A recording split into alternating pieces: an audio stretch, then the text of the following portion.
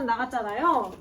사회 집단 2명 이상의 구성원이 소속감, 공통의 관심사를 가지고 지속적인 상호작용을 하는 집단이라고 했습니다. 오늘은 이 종류에 대해서 배워보도록 할 거예요. 많이 헷갈리거든요. 그래서 잘 들어야 됩니다. 일단 기본적으로 아셔야 될 건 이 사회 집단의 종류라는 것은 학자들이 분류한 거예요. 여기 뭐 쿨리, 테니스라고 써있는 게 사람 이름이에요. 그래서 학자들이 자기들 나름대로 사회 집단을 구분을 해보고자 했던 거예요. 그래서 이 사람과 이 사람의 구분이 다소 겹친다고 느껴질 수 있지만 그 이유는 얘들 서로의 존재를 모르는 상태에서 만들었기 때문에 그런 거예요. 그래서 그냥 그런가 보다 라고 생각하고 이 사람이 말한 대로 이해를 해야지 여러분이 여기서 새로운 관계를 형성하거나 그러면 굉장히 곤란해져요. 무슨 얘기인지는 이제 얘기하다 보면 알게 될 겁니다. 자, 먼저 이제 첫 번째, 구성원 간의 접촉 방식에 따른 분류. 쿨리라고 한 학자가 사회 집단을 어떻게 분류했는지 한번 볼게요. 쿨리는 접촉 방식이라는 것을 가지고 두 가지로 사회 집단을 분류했습니다. 근데 이 접촉 방식이라는 말이 사실 일상어에서 잘 사용하는 말이 아니죠. 그래서 조금 쉽게 이해하려면 저는 상호작용의 방식 정도로 생각하면 조금 이해하기가 편할 것 같아서 그냥 우리끼리는 접촉 방식이라는 것은 상호작용의 방식, 뭐 예를 들면은 관계가 어떠한가 라는 측면으로 이해하시면 조금 편하게 이해가 될 것 같아요. 그러니까 상호작용 방식이라는 게 뭐냐, 조금 더 어떤 집단 안에서 인간관계를 봤을 때 굉장히 친밀한 인간관계가 주로 나타나는 집단도 있고, 어떤 집단들의 경우에는 집단 안에 사람들 사이의 관계가 친하다기보다는 다소 형식적인 인간관계, 뭔가 딱딱한 인간관계가 주로 나타나는 곳이 있더라 라는 이야기입니다. 이거는 뭐 우리의 용어고요. 이런 친밀한 인간관계를 쿨리라고 하는 학자는 뭐라고 표현했냐, 직접적인 대면 접촉, 그 다음에 전인격적인 접촉, 그리고 인간관계를 목적으로 하는 포괄적인 접촉이라는 말로써 표현을 했습니다. 의미는 다 똑같다고 보셔도 괜찮아요. 친밀한 인간관계를 이런 단어로 표현했다라고 생각하셔도 되는데요. 시험에 자주 나오는 용어는 그 중에서도 이 전인격적인 접촉이라는 말이 좀 많이 나오기 때문에 얘를 조금 더 설명할게요. 전인격적인 접촉이라는 거는 뭐냐면은 이 전자가 전체할 때 전자거든요. 그래서 쉽게 생각하면 인격의 전체가 서로 만난다. 그러니까 나의 모든 것과 이 사람의 모든 것이 서로 만나는 거죠. 좀 더 편하게 표현하자면 내가 이 사람에 대해서 속속들이 잘 알고 있는 그러한 관계를 생각해 보시면 돼요. 그냥 편하게 표현하자면. 그러니까 이렇게 생각하면 되죠. 저랑 여러분 사이의 관계, 그리고 여러분과 여러분의 절친한 친구와의 관계를 비교해보면 쉽게 이해할 수가 있는데요.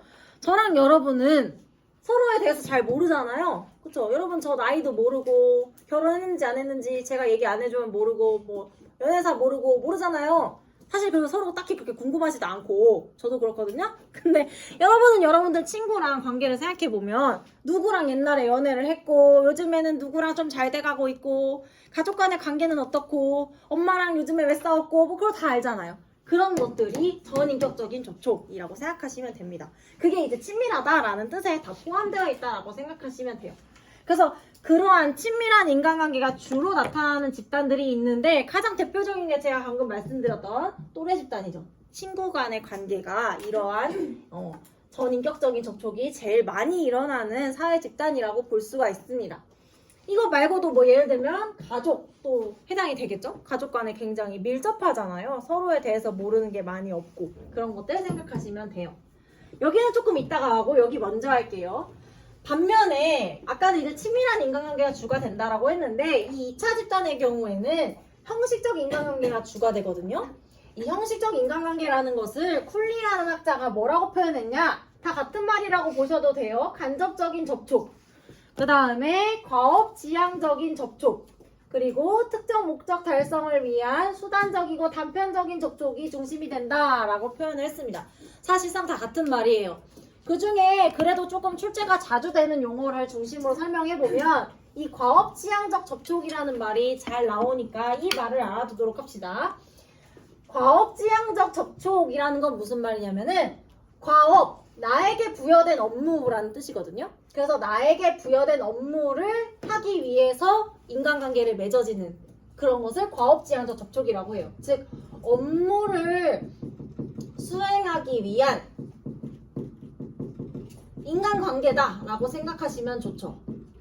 그러니까 내가 어떤 사람이랑 만나서 관계를 맺는데 그 인간관계가 형성되는 이유는 우리가 어떠한 일을 같이 하고자 하는 거죠. 여러분과 저의 관계가 그렇잖아요. 여러분 여기 왜 왔어요? 저 보고 싶어서 왔어요? 아니잖아요. 수업 들으러 온 거잖아요. 저도 여러분이 너무 보고 싶어가지고 3학년 1반 애들 너무 보고 싶다 이러면서 온 게 아니라 수업하러 온 거잖아요.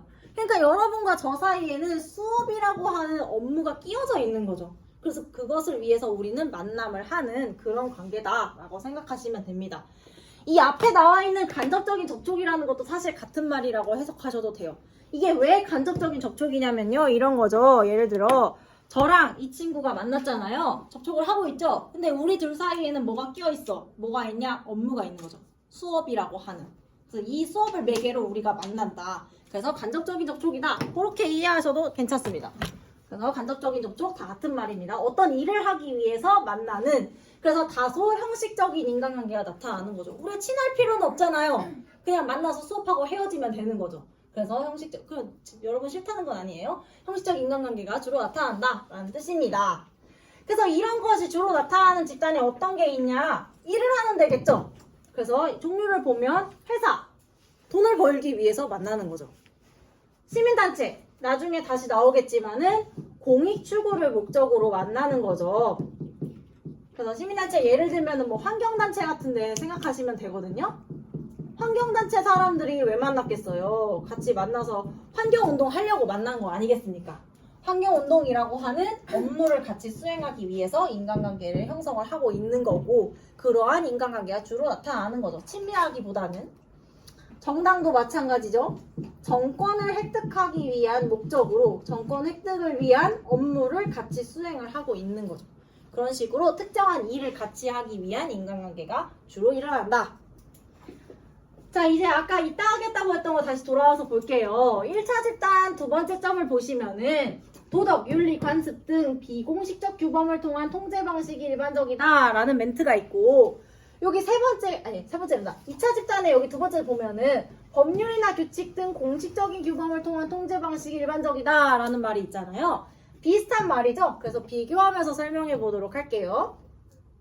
일단은 이 2차 집단 같은 경우에는 공식적 규범이라는 게 뭐냐? 앞에 나와 있는 법률이나 규칙 같은 것을 통해서 구성원을 통제를 하는 경향이 강하거든요. 이거는 이제 여러분이 매일매일 당하는 거죠. 예를 들어서 여러분이 아침에 8시 반까지 와야 되는데 10분 늦었어. 그러면 어떻게 돼요? 학교에서? 그죠? 뭐 미인정지각 처리하죠? 예를 들면 그 미인정지각을 처리하는 근거는 우리 학교의 학칙이죠. 그러니까 학칙이라고 하는 규칙을 통해서 구성원을 통제를 하는 거죠. 그쵸? 10분 늦었을 때. 근데 만약에 여러분이 가족과의 만남 약속이나 친구랑 만나기로 한 약속을 10분 늦었어. 그러면 친구가 야, 너 10분 늦었다. 너 미인정지각? 이렇게 하진 않겠죠. 가족들도 마찬가지고. 예를 들면 그 사람들은 야, 너 왜 이렇게 늦게 다녀? 좀 빨리빨리 좀 다녀라 라고 하겠죠. 그런 것들이 비공식적 규범을 통한 통제예요. 어떤 뚜렷한 규칙이나 규범에 의해서 통제하는 게 아니라 우리가 인간이라면 당연히 지켜야 하는 도덕이나 윤리 같은 것을 통해서 구성원을 통제하는 거죠. 뭐 예를 들면 잔소리하는 거, 뭐 이런 것들이 뭐 비공식적 규범을 통한 통제가 된다라고 볼 수가 있겠습니다. 그래서 둘이 다르다. 그 다음에 이제 1차 집단의 세 번째 특징을 볼게요. 이거는 뭐 딱 봐도 알죠? 개인의 인성과 정체성 형성에 강한 영향을 미치죠. 얼마나 중요해요, 여러분들에게. 그렇죠? 그리고 2차 집단의 세 번째 특징을 보면 근대 이후에 숫자가 증가하고 영향력이 커지고 있다. 이것도 그렇구나 하고 넘어가시면 돼요. 중요한 건 1차 집단과 2차 집단을 구분하는 기준은 접촉 방식이다 라는 거 기억을 하시고, 접촉 방식이 뭐냐? 인간관계가 나타나는 모습이다. 친밀하냐 형식적이냐를 가지고 나눈다. 그걸 기억하시면 돼요. 자, 이제 밑에 내려가시면 결합 의지에 따른 분류라고 하는 테니스라고 하는 학자가 분류한 사회 집단의 종류가 나오고 있습니다. 자, 테니스는요, 방금 말씀드렸듯이 결합의지라는 것을 가지고 사회 집단을 자기 나름대로 분류를 해봤어요. 이 결합의지라는 거는 뭐냐? 이름에 힌트가 있죠. 결합을 할 때의 의지라는 거죠. 그러니까 우리가 집단을 구성해 사람들이 만났어. 그 만남을 할 때의 목적을 말하는 거예요. 그래서 결합의지라는 거는 집단을 형성할 당시에 목적이나 혹은 그때의 진짜 의도 이런 것들을 생각하시면 좀 이해하기가 쉽습니다. 그러니까 이 집단이 왜 생겼냐라는 거예요. 쉽게 이야기하면. 그래서 이 결합의지는 테니스는 두 가지 종류가 있다고 봤는데요. 본문 안에 있습니다. 하나는 본질의지라고 하는 것이 있어요. 본질의지 혹은 본질적 결합의지라고도 불러요. 그리고 또 하나는 뭐냐? 선택의지라고 하는 것이 있다고 봤습니다. 선택의지 또는 선택적 결합의지. 자, 그러면 본질의지라는 거는 뭐냐? 본질의지는요, 만남 자체를 목적으로 하는 것이라고 생각하면 돼요. 그러니까 우리가 어떤 집단을 구성을 해. 사람들이 만났어. 왜 만났냐? 만나는 것 자체가 좋아가지고 그냥 자연스럽게 모인 사람들을 본질적 결합 의지에 의해서 모였다라고 표현하고, 그렇게 본질적 결합 의지에 의해서 형성된 사회 집단을 공동사회라고 부르자라고 이야기를 한 거죠. 테니스라는 학자는. 그래서 이런 본질적 결합 의지, 즉 만나는 것 자체가 좋아가지고 사람들이 모여있는 집단에는 뭐가 있을까라고 봤더니 대표적인 게 이제 여러분들 같은 경우는 여기 지금 예시 나와 있진 않지만 또래 집단이 이제 대표적인 공동사회에 해당한다고 볼 수가 있죠. 여러분 친구 무슨 다른 목적이 있어가지고 만나는 거 아니잖아요. 그냥 어울리다 보니까 걔가 좋고 마음에 드니까 같이 다니는 거 아니니까 그게 이제 만남 자체를 목적으로 하는 거다라고 생각하시면 됩니다. 그리고 또 예를 들면은 가족 같은 경우도 그렇죠. 가족이 처음에 형성될 때 그냥 예를 들어서 좋아하는 사람들 둘이서 이제 만나가지고 결혼을 해서 뭐 애를 낳고 그래서 가족이 되는 거잖아요. 예를 들면 그런 것들 만남 자체를 목적으로 하고 있죠. 친족도 마찬가지죠. 친척들이 무슨 목적이 있어서 친척이 된 게 아니라 그냥 내가 태어나 보니까 친척인 거잖아요. 그러니까 여기도 만남 자체가 목적이 되어서 자연 발생적으로 형성되어 있는 집단이다라고 생각하시면 돼요. 일부러 만든 게 아니죠. 그냥 태어났더니 친척인 거지. 생각하시면 됩니다. 그래서 이러한 공동사회의 특징은 뭐냐? 아까도 계속 말씀드렸던 것처럼 결합 자체를 목적으로 하고 구성원 간의 친밀하고 전인격적인 관계가 중심이 된다라고 하는 특징이 있습니다. 근데 이제 이걸 읽는 순간 헷갈리기 시작하죠. 왜? 우리 조금 아까 봤잖아. 친밀하고 전인격적인 관계? 이거 어디에 해당되는 거지? 그래, 1차 집단. 1차 집단에서 봤는데 이게 왜 또 여기 있냐? 이런 생각이 들죠. 그럼 이제 다음으로 드는 의문. 그러면 공동사회면 1차 집단이랑 똑같은 건가? 우리 수험생들이 제일 하기 좋아하는 거 이렇게 분류하면서 자기 나름대로 이렇게 구조화를 하는 걸 좋아하잖아요. 외우기 힘드니까. 결론을 말씀드리자면 아니거든요. 이따가 왜 아닌지 말씀드릴게요. 일단 얘부터 합시다. 이익사회입니다. 아까 이제 결합의지엔 두 가지가 있다고 했잖아요. 하나는 본질의지, 그 다음에 두 번째는 선택의지입니다. 아까 본질의지가 만남 자체를 목적으로 하는 거라고 했잖아요. 그럼 얘는 뭐가 목적이겠니? 얘 아니면 얘잖아, 사회집단은. 그렇죠. 만남 외에 다른 목적이 있는 거죠. 그래서 만남 이외에 다른 목적을 위해서 결합을 한 사람들을 선택적 결합 의지에 의해서 인위적으로 형성되었다 라고 부르고, 그러한 사람들의 모임을 테니스는 이익사회다 라고 불렀습니다. 이익사회. 참고로 말씀드리자면요, 이 선택의지가 왜 이름이 선택의지냐면은, 원래 얘 이제 사전적 의미는 뭐냐면은, 우리가 어떠한 업무를 수행하는 데 있어서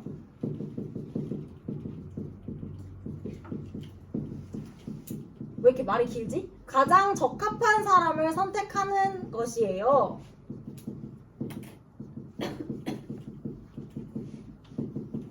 길다. 그래서 선택적 결합 의지라고 부르는 거예요. 그러니까 예를 들어서 우리가 축구의 국가대표를 뽑을 거야. 그러면 축구 국가대표 그냥 그럭저럭 축구하는 사람으로 구성해서 되겠어요? 안 되겠죠. 제일 잘하는 사람으로 뽑아야 될 거 아니에요. 왜? 축구 경기라고 하는 업무를 수행하는 데 있어서 제일 잘하는 사람을 골라야 되잖아요. 그럴 때 발동되는 의지가 선택적 결합 의지 또는 선택 의지라고 하는 거예요. 왜 이름이 이거인지 궁금할까 봐 얘기한 거죠. 그래서 만남 외에 다른 목적, 즉 어떠한 업무를 하기 위해서 만난 사람들을 우리는 이익사회다 라고 이야기한다 라고 생각하시면 됩니다. 그래서 이거는 인위적으로 형성된 거예요. 일부러 만든 거지, 선택해서. 그래서 이러한 집단들 보면 뭐가 있냐, 예시 먼저 볼게요. 업무를 하는 곳이겠죠. 얘도 마찬가지예요. 그래서 회사가 대표적인 이익사회가 되죠. 돈을 벌기 위해서 같이 모인 거죠. 시민단체, 아까 얘기했죠. 공익추구 같이 하려고 모인 거죠. 그 다음에 동호회. 예를 들어 여러분이 동호회에 잘 안 들어있어서 이해를 잘 못하니까 예시를 하나 듭시다. 조기축구회 같은 게 이제 대표적인 동호회 예시거든요. 조기축구회 같은 경우에는 왜 만났을까? 사람들이 처음에. 그렇죠. 축구하려고. 축구라고 하는 업무를 수행하기 위해서 가장 즐겁게 할 것 같은 사람들이 모인 거죠. 그래서 이런 것들이 이제 대표적인 이익사회가 됩니다. 여기서 중요한 내용은 뭐냐? 이제 나올 거예요. 바로 여기 두 번째 점입니다. 이익사회 두 번째 점 보시면요. 이해타산적이고 수단적인 관계가 중심이 되는 사회 집단이 많지만 한번 끊죠. 이해타산적이고 수단적인 관계가 중심이 된다. 아까 2차 집단에 대한 이야기죠. 그런 집단이 많아요. 예시 중에 어떤 예시? 회사라든지 시민단체 같은 경우가 그런 예시에 속하죠. 굉장히 수단적이고 딱딱한 인간관계가 주로 나타납니다. 그런데 한편으로는 또 어떤 곳이 있냐? 친목동료와 같은 전인격적인 관계를 지향하는 사회 집단도 있다. 서로 굉장히 친밀한 인간관계가 나타나는 집단이 있다는 거예요. 대표적으로 여기 나와 있는 동호회 같은 경우가 여기에 해당을 하겠죠. 이 내용이 중요한 이유는 제가 아까 말씀드렸던 여러분이 잘 헷갈리는 내용과 관련이 있습니다. 우리 수험생들이 제가 아까도 말씀드렸지만 자기 나름대로의 분류 체계를 만드는 것을 굉장히 좋아해요. 그래서 아까 말씀드렸듯이 1차 집단과 2차 집단을 배우고 바로 연이어서 공동사회와 이익사회를 배우면 여기 나와 있는 설명이 되게 비슷하거든요. 1차 집단, 친밀한 인간관계, 전인격적인 관계라며. 그 다음에 공동사회도 똑같은 얘기 써있네? 오, 그럼 둘이 같은 건가? 2차 집단, 아까 형식적이고 수단적인 인간관계라고 했죠? 얘도 마찬가지로 이해타산적인 수단적인 관계를 둘이 비슷한 건가? 똑같은 건가 보다. 가 아니에요. 결론을 먼저 말씀드려요. 왜 아니냐? 이게 성립이 안 되는 예시가 바로 얘입니다. 동호회. 동호회 같은 경우에는요. 결합 의지. 그러니까 이 집단이 왜 생겼는가에 대한 측면으로 봤을 때 이것은 만남 자체를 목적으로 하는 집단이 아니죠. 예를 들어 조기축구회 같은 경우에는 아까 친구가 말한 것처럼 왜 모였어요? 축구하려고. 본질적 결합 의지가 아니라 선택 의지에 의해서 일부러 만들어진 집단이에요. 즉 얘는 이익 집단입니다. 이익 집단이 아니고 죄송해요. 이사회죠. 이사입니다. 그런데 이 구성원들 간의 관계 측면에서 봤을 때는요. 조기축구회 같은 경우에 저는 물론 이런 동호회 안 나가봐서 잘 모르는데 보통은 주말에 오전에 만나가지고 신나게 공을 차고 점심때쯤 맞춰서 국밥집으로 다 같이 이동한 다음에 국밥에 소주를 먹으면서 이제 인생 한풀이를 또 한 2-3시간 하고 그렇게 헤어진다고 해요. 이 안에서 뭐 형님 동생 찾고 갑자기 좀 번외 얘기인데 여러분 혹시 이혼 승려 캠프라고 프로그램 보세요? 네. 거기 보면은 한 몇 해 전에 그 탁구 치는 아저씨 나왔거든요. 탁구남. 그 아저씨가 약간 이거라고 생각합니다. 그 아저씨가 탁구 치는 동호회 엄청 열심히 활동하거든요. 그 아저씨가 집에 되게 돈이 없는데 그 탁구 동호회에 누님들이 있을 거 아니야. 그 누님들한테 빼빼로로 이따만한 선물 세트를 한 명씩 다 사줬어요. 누님 막 이러면서. 그거 생각하면 돼요. 그러니까 친밀한 인간관계가 나타난단 말이야. 그러니까 인간관계 측면에서 봤을 때는 둘 중에 어디에 해당하겠어요? 여기에 해당하는 거죠. 그래서 1차 집단의 성격이 굉장히 강하다. 그러니까 둘이 같다라고 할 수가 없는 거죠. 알겠죠? 이렇게 한 세트 이렇게 한 세트가 아니에요. 얘 때문에. 그거를 잘 기억을 해달라라는 이야기입니다. 탁구남은 진짜 레전드였어요. 다시 생각해도 혹시 나중에 볼 일 있으면 탁구남 이렇게 치면 나오거든요. 그 아저씨가 정말 대단한 분입니다. 그분과 함께 사는 분이 정말 대단하신 것 같아요. 어쨌든 자, 넘어가서 이제 밑에 이제 어려운 거 다 했어, 얘들아. 여기까지가 사실 제일 헷갈리고 어려운 거였는데요. 밑에는 쉬워요. 그래서 여기는 이제 밑에는 가벼운 마음으로 보도록 합시다. 근데 그 전에 이제 죄송하지만 난방 좀 끄면 안 될까요? 여기 난방이 켜져 있거든요. 너 춥니? 그래요, 고맙습니다. 그리고요. 그리고 여기 옆에 블라인드 좀 아니다. 블라인드 걷으면 해가 들겠지? 창문 좀 열어도 돼요? 잠깐 열게요. 제가 더 거기 뒤에도 창문 좀 블라인드 조금만 열고 창문 좀 열어볼래요?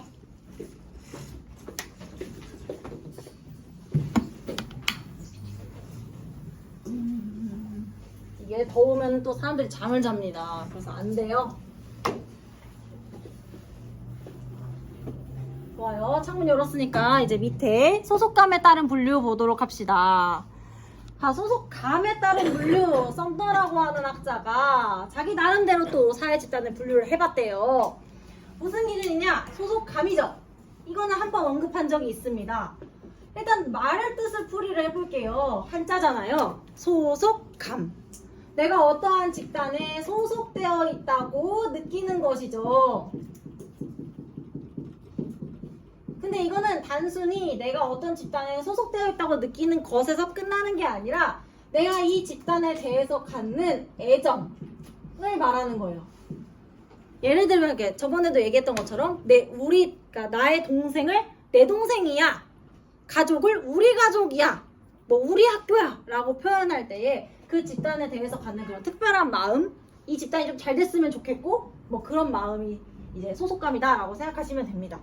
그래서 썸너는 개인이 소속감을 느끼는 집단이 있고 소속감을 전혀 느끼지 못하는 집단이 있다라고 봤어요. 그래서 기본적으로는 소속감을 느끼는지 아닌지에 따라서 구분을 했습니다.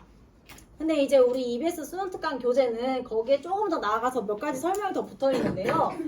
일단 이 소속감을 느끼지 못하는 집단 같은 경우에는 그냥 단순히 애정을 못 느끼는 거에 더해서 굉장히 싫어하는 마음, 그리고 뭔가 경우에 따라서는 쟤네보다 내가 좀 더 잘 됐으면 좋겠다, 뭐 이런 것들이 이제 있어야지 된다. 그런 집단이 이제 외집단이라고 보는 그런 입장입니다. 그리고 거기에 하나 추가로 소속감을 느끼는 내집단 같은 경우에는 개인이 실제로 속해 있어야 한다고 봐요. 그래서 내집단은 소속감도 느끼지만 실제로 소속도 되어 있어야 된다라고 생각을 하고요. 소속감을 느끼지 못하는 외집단 같은 경우에도 개인이 실제로 속해 있지 않다라고 보고 있습니다. 그래서 소속되어 있지 않으면서 소속감도 느끼지 못하는 집단이다. 이렇게 심플하게 이야기를 할 수가 있어요. 다시 정리해보면 내 집단은 내가 소속이 되어 있으면서 애정을 갖고 있는 집단이다. 외집단은 내가 소속도 안 되어 있고 소속감도 느끼지 못하면서 경우에 따라서는 굉장히 싫어하는 마음을 가지는 집단이다 라고 생각하시면 좋을 것 같습니다. 하나씩 읽어보도록 할게요. 내용. 내 집단, 개인이 속해 있을 뿐만 아니라 강한 소속감과 일체감, 애착심 등을 가지는 사회 집단이다. 이러한 내 집단 의식은 개인의 자아 정체성이나 집단에 대한 헌신적인 태도에 강한 영향을 미치죠. 뭐 멀리 가지 않아도요, 여러분 연인 관계를 생각해 보세요. 내 여자친구 혹은 내 남자친구라고 생각하니까 잘해주는 거 아닙니까? 그런 거 생각하면 돼요. 그래서 사례로는 지금 우리 가족, 우리 학교 뭐 이런 거 나오고 있죠. 그 다음에 이제 외집단 볼게요. 외집단은 개인이 속해 있지 않으면서 소속감도 느끼지 않고 이질감, 배타적 감정, 경쟁의식이나 적대감을 갖는 사회 집단을 말하는 겁니다. 여러분이 이거를 평상시에 이렇게 많이 경험하지 못한다고 생각하지만 사실 우리는 체육대회 때 이걸 굉장히 많이 느끼죠. 그렇죠? 평상시에는 뭐 다른 반에 대해서 특별한 뭐 악감정이 없지만 체육대회가 되면은 이제 예를 들어 개주를 해. 그러면 우리 반이 잘 됐으면 좋겠고 다른 반은 약간 좀 늦게 달리거나 경우에 따라서는 조금 넘어져도 많이 안 슬프잖아요. 그런 거 생각하시면 돼요. 그래서 그럴 때 여러분이 느끼는 게 이제 외집단 의식입니다. 그래서 외집단에 대한 경쟁의식이나 적대감은 내집단 의식을 강화하는 데 기여할 수가 있다. 체육대회도 그래서 하는 거예요. 반의 단합을 증진시키기 위해서. 그래서 뭐 사례에 나와 있고요. 그래서 내 집단과 외 집단까지 했습니다. 이제 밑에 내려가서요. 증거 집단 보도록 할게요. 사실 내 집단, 외 집단부터가 여러분이 살면서 많이 경험하는 일들이기 때문에 내용을 들으면서 와 이거 도대체 무슨 내용이야 이런 생각을 잘 하지는 않아요. 여기도 마찬가지예요. 증거 집단도 말을 처음 들어볼 뿐 여러분 모두가 다 증거 집단을 가지고 있거든요. 봅시다. 증거 집단은 줄임말이라고 생각하시면 되는데요. 이 준자가 기준할 때의 준자예요. 그리고 거자는 근거할 때의 거자다라고 생각하시면 돼요. 그러니까 증거 집단이라는 건 뭐냐? 개인이 자신의 행동을 할 때에 있어서 기준과 근거로 삼는 집단이 증거 집단이에요. 옆에 똑같이 써있을걸요? 개인이 자신의 가치관과 신념을 형성할 때에 기준으로 삼거나 행동이나 입장 선택의 근거로 삼는 집단이다 라고 나와 있죠. 그러니까 기준점이죠. 나의 행동의 기준점. 예를 들면 이런 거죠. 여러분이 고3이니까 예시를 이런 게 들어보면 좋을 것 같습니다. 여러분 각자마다 다 가고 싶은 학교가 있잖아요. 목표하는 대학. 뭐 예를 들어서 상담하다 보면 의외로 이 학교가 되게 인기가 많더라고요. 건국대. 예를 들어 나는 건국대에 가고 싶어. 그러면은 행동을 어떻게 해야 되겠니? 그렇죠. 열심히 공부해야겠죠. 그게 이제 행위에 있어서 기준이 되는 거죠. 나는 건국대가 기준이니까 건국대를 갈 수 있을 만큼 공부를 해야지 라고 생각을 하는 거. 어렵지 않잖아요? 이게 중거 집단의 역할입니다. 여러분 한 장 오른쪽 가보시면요 57페이지에 중거 집단과 소속 집단의 관계라는 내용 나오거든요. 여기도 뭐 사실 어려운 내용 전혀 아니지만 한번 설명 쭉 하고서 넘어가 보도록 하겠습니다. 어디다가 쓸까? 얘 조금 올릴까? 이렇게. 죄송해요. 됐다. 자, 여기도요. 여러분이 살면서 다 겪는 일인데 그냥 이렇게 책으로 나와 있으니까 예시를 들면서 설명해 보도록 할게요. 지금 이 부분은 뭐냐? 개인이 자신이 행동의 근거로 삼는 중거 집단과 실제로 자기가 소속되어 있는 집단이 일치할 수도 있고 불일치할 수도 있거든요. 그 경우에 개인은 어떻게 행동할까에 대한 얘기예요. 진짜 뻔하고 당연한 얘기지만 그래도 한번 같이 해보죠. 자, 예를 들어 아까 얘기했던 것처럼 목표 대학, 즉 준거 집단을 건국대로 삼은 친구가 있다고 쳐봅시다. 근데 이 친구가 내신을 뭐라고 할까? 아슬아슬한 내신으로 하면 괜찮겠지? 2.5라고 칩시다. 2.5? 조금 더. 2.7이라고 하자. 2.7이라고 칩시다. 건국대 가기 조금 어렵죠? 그래서 이제 담임선생님이랑 상담을 했어요. 야, 땡땡아, 너 내신 2.7인데 건국대 조금 어려울 것 같은데? 우리 아니면은 뭐 교과를 써가지고 최저를 맞춰보는 방향으로 한번 열심히 해볼까? 이렇게 했어요. 그래서 엄청 열심히 공부를 했어. 그래서 얘가 이제 낮은 과를 썼는데 최저를 맞춘 거야. 예를 들면 예시예요 그냥. 그래서 실제로 건국대 입학을 하게 되었습니다. 그럼 이제 같아진 거죠 둘이. 그럼 얘는 학교 입학해서 기분이 어떨까? 째지겠죠. 학교가 너무 좋겠지. 막 지금 이렇게 막 벚꽃 피고 건대 호수 너무 좋고 우리 학교 최고, 초록색 최고 이렇게 될 거 아니에요. 그래서 중거 집단과 소속 집단이 일치하는 경우에 소속 집단에 대한 만족감이 굉장히 높겠죠. 그리고 그 집단에 적극적으로 참여하려는 태도를 갖게 되겠죠.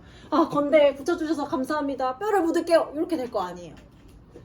근데 예를 들어서 이 학생이 정말 열심히 공부를 했는데 앞불사 최저를 못 맞췄네. 그래가지고 선생님이 안정권으로 쓰라고 했던 충북대에 가게 되었어요. 물론 충북대 좋은 학교입니다. 근데 이 친구한테는 마음에 안 들잖아. 입학하면 얘는 기분이 어떻겠어? 안 좋겠죠. 그러니까는 난 왜 여기 와 있는 거야. 짜증나 죽겠네. 학교도 다 시골이고 에이씨 캠퍼스는 쓸데없이 왜 이렇게 커? 이런 생각이 들겠죠. 불만과 상실감, 상대적 박탈감. 건대 다니는 친구 보면서 속상할 거 아니에요. 그리고 결국에는 심하게 되면 이제 소속 집단에서 이탈하려는 의지를 갖게 되겠죠. 나 여기 못 다니겠다. 단수하자. 뭐 이런 생각을 갖게 되겠죠. 그런 것들 다 아는 이야기입니다. 자, 이제 내려가서 사회 조직에 대해서 간략하게 설명만 하고 여기 정도까지만 하고 마치도록 할게요. 시간이 조금 남아가지고. 그래서 사실은요, 내 집단, 외 집단, 중거 집단은 한번 보면 다 기억할 수가 있어요. 문제를 풀 때에 크게 어렵지는 않은 부분이라고 저는 생각합니다. 여러분의 인생과 이렇게 크게 다르지 않은 이야기이기 때문에. 자, 사회조직 봅시다. 사회조직은요, 사실은 다른 이름을 조금 더 저는 많이 쓰는 것 같아요. 공식조직이라고 부릅니다. 같은 말이에요. 얘를 갑자기 왜 배우냐? 우리가 앞에서까지 사회집단의 종류에 대해서 배웠잖아요. 얘도 사회집단 중에 하나예요. 사회집단 중에 몇 가지 특수한 특징을 가지고 있는 애들을 따로 공식조직이라고 부르는 거거든요. 그러면 어떤 특징을 가지고 있냐? 첫째, 목표와 경계가 명확하다는 특징이 있습니다. 그 다음에 두 번째, 과업 수행을 위한 구성원의 지위와 역할의 구분이 굉장히 뚜렷해요. 그리고 세 번째로는 규칙과 절차가 체계화되어 있는 그러한 세 가지 성격을 가지고 있는 사회 집단을 따로 우리는 공식조직이다라고 부르는 거죠. 그럼 이러한 집단에는 어떤 게 있냐? 예시가 이제 앞에 나와 있습니다. 회사나 시민단체, 정당 이런 것들이 이제 대표적인 공식조직의 사례라고 볼 수가 있어요. 근데 문제는 여러분들이 회사에도 들어가 본 적이 없고 시민단체는 어딘지도 모르고 정당 모르잖아요. 그래서 여러분이 잘 이해할 수 있는 예시로 설명하려고 하는데 그 대표적인 게 여러분이 앉아있는 학교입니다. 학교가 이제 공식조직의 아주 대표적인 사례거든요. 그래서 얘의 특징을 가지고 공식조직이 어떤 곳인지 좀 컨셉을 잡아보도록 합시다. 자, 일단은 학교는요, 목표가 명확한가요? 우리 학교는 왜 세워진 거지? 두 글자잖아. 교육. 그쵸? 애들 가르치려고. 그러니까 학교는 목표가 굉장히 명확하죠. 1번 통과. 그쵸? 학교를 지금 가지고 설명하는 거예요. 그 다음에 두 번째, 구성원의 지위와 역할 구분이 명확한가를 봅시다. 학교 안에 다양한 지위가 있고 그 지위에 따라 역할이 주어져 있는가를 보면 되거든요. 학교 안에 지위, 우리 위에서부터 한번 생각해 볼까? 제일 위에 누가 있는 것 같아요, 학교에? 그쪽 교장 선생님 계시죠? 그리고 그 밑에는 뭐 예를 들면 교감 선생님이 있고요. 그 밑에 부장 선생님이 있고 뭐 담임교사가 있고 이런 식으로 학교는 굉장히 명확한 지위 체계를 가지고 있죠. 그렇죠? 그리고 지위마다 기대되는 역할, 해야 되는 일들이 분명하게 나누어져 있죠. 교장 선생님이 하는 일은 뭐인 것 같아요, 여러분? 오, 그런 것도 아니? 너 뭐 운영위원회 하시니, 부모님이? 그래요? 학교 예산 같은 거. 맞아요. 우리 돈 어떻게 쓸지, 뭐 의사결정하는 것들 다 총괄을 합니다. 최종 보스죠. 그래서 여러분이 느끼기에 작년에는 아니랬는데 올해 왜 이러지? 다 이제 여기서 나온 거다 생각하시면 돼요. 예를 들어 체육대회가 작년 이틀이었는데 왜 하루가 됐지? 예를 들면 그런 거다. 학교의 의사결정의 최종 결정권자다 생각하시면 되고요. 교감 선생님은 여러분 뭐 하는 사람 같아요? 주로 언제 봐요? 우리 교감 선생님을? 저도 학교 다닐 때 교감 선생님 잘 몰랐던 것 같아요. 오히려 교장 선생님은 많이 봤거든요. 아침에 등교지도 할 때 우리 학교는 하이파이브 행사를 했어요. 매일매일 아침마다. 그래서 뭐 우리는 교장 선생님 되게 좋아했어. 어쨌든 우리 교장 선생님 뭐 하냐면은 이분도 이제 의사결정을 하는 데 있어서 두 번째죠. 그래서 최종 바로 직전이죠. 그래서 중요한 역할을 하고요. 그 다음에 선생님들에 있어서는 복무. 여러분도 뭐 지각이나 조퇴하듯이 선생님들도 지각이나 조퇴할 수 있잖아요. 사람이니까. 그런 경우에 이제 교감 선생님한테 허락을 받습니다. 그런 것들 있고요. 부장 선생님, 우리 3학년 부장 선생님은 학년 총괄 업무를 하죠. 여러분들 관리하잖아요. 그래서 요즘에 제일 많이 하시는 말씀이 야 들어가 이거 많이 하시잖아요. 그죠? 너네 공부 안 하고 떠들고 있으면 들어가라. 그 다음에 집에 안 가고 놀고 있으면 집에 가라. 뭐 이런 거 하시죠. 담임 선생님은 학급 운영을 하죠. 이런 식으로 각자 맡고 있는 지위에 따라서 역할이 명확하게 구별이 되어 있다. 학교 공식 조직 맞죠? 그 다음에 세 번째, 규범과 절차가 체계화되어 있다. 그가 엄격한 규칙과 절차가 있냐라는 거거든요. 이건 뭐 여러분이 저보다 더 잘 알지 않습니까? 아침에 등교할 때 뭐 입고 와야 돼요? 교복 입고 와야죠. 아니면 생활복 입던지. 그 다음에 여러분 아침에 8시 반까지 오는 거 전부 다 규칙 때문에 그런 거 아닙니까? 그렇죠? 그러한 엄격한 규칙에 의해서 운영이 되고 있는 특징을 갖죠. 그래서 전체적으로 봤을 때, 느낌을 봤을 때요. 여러분이 느끼기에는 굉장히 딱딱하게 운영되는 그러한 조직들을 떠올리시면 대부분이 다 공식 조직이다 라고 생각하시면 돼요. 그래서 앞에 있는 회사나 시민단체, 정당도 다 그런 것들이고요. 특징 보겠습니다. 이러한 공식 조직이 가진 특징. 아까 했던 얘기 거의 반복이에요. 지위와 역할 구분이 명확합니다. 얘기했었죠? 그 다음에 과업지향적이고 수단적인 인간관계. 이거 아까 얘기했었는데.